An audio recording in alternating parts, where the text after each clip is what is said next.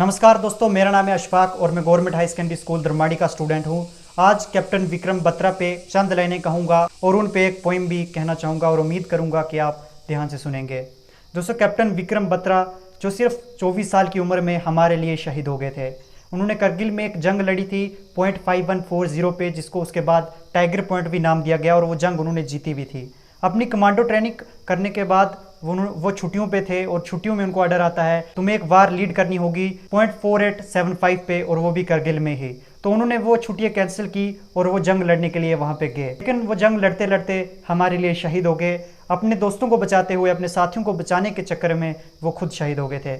लेकिन शहीद होने से पहले उन्होंने 5 आतंकवादियों को मार गिराया था। दोस्तों, जब हम कैप्टन विक्रम बत्रा की कहानी सुनते हैं तो ऐसा लगता है कि एक फौजी से बड़ा कोई और रुतबा नहीं होता, वर्दी की शान से बड़ी कोई और शान नहीं होती और देश से बड़ा कोई और धर्म नहीं होता।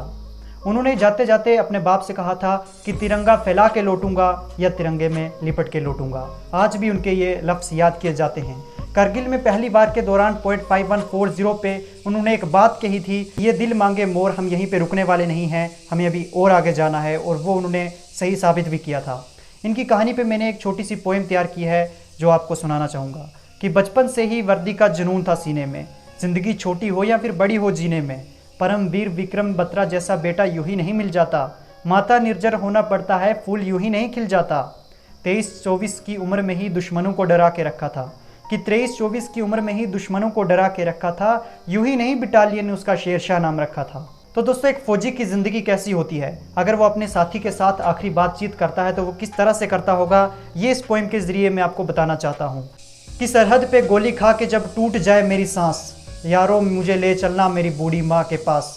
उसे बड़ा शौक था कि मैं घोड़ी चढ़ूँ, धमाधम डोल बजे, तुम ऐसा ही करना, मुझे घोड़ी पे ले जाना, धमाधम डोल बजाना और मुझे पूरे गाँव में घुमाना, और मेरी माँ से कहना कि बेटा दुल्हा बन के आया है, बहू नहीं ला पाया तो क्या, बारात तो लाया है। मेरे बापूजी पुराने फौजी बड़े मनमोजी, कहते थे कि बेटा तिरंगे में लिपट कर आना, कह देना उनसे कि मैंने उनकी बात रख ली, दुश्मनों को पीठ नहीं दिखाई, आखिरी गोली भी सीने पे खाई। मेरा छोटा भाई, उसे पूछना कि मेरा वादा निभाएगा, मैं सरहदों से कह के आया हूँ कि एक जाएगा तो दूसरा आएगा। मेरी छोटी बहन, उसे कहना मुझे याद है उसका तोहफा, लेकिन अजीब इत्तेफाक हो गया, राखी से पहले ही बई राख हो गया। वो कुएं के सामने वाला घर, वहाँ थोड़ी देर जरूर ठहरना, वहीं तो रहती है वो जिसके साथ मरने जीने की कस्में खाई थी। उसे कहना कि एक वादा निभाने के लिए दूसरा वादा टूट गया, भारत माँ का साथ निभाने में उसका साथ छूट गया। बस मेरी आखिरी ख्वाहिश कि मेरी मौत का मातम ना बनाना, मैंने खुद ये शिद्दत चाहिए है, मैं जीता हूँ मरने के लिए, क्योंकि मेरा नाम सिपाही है। Thank you.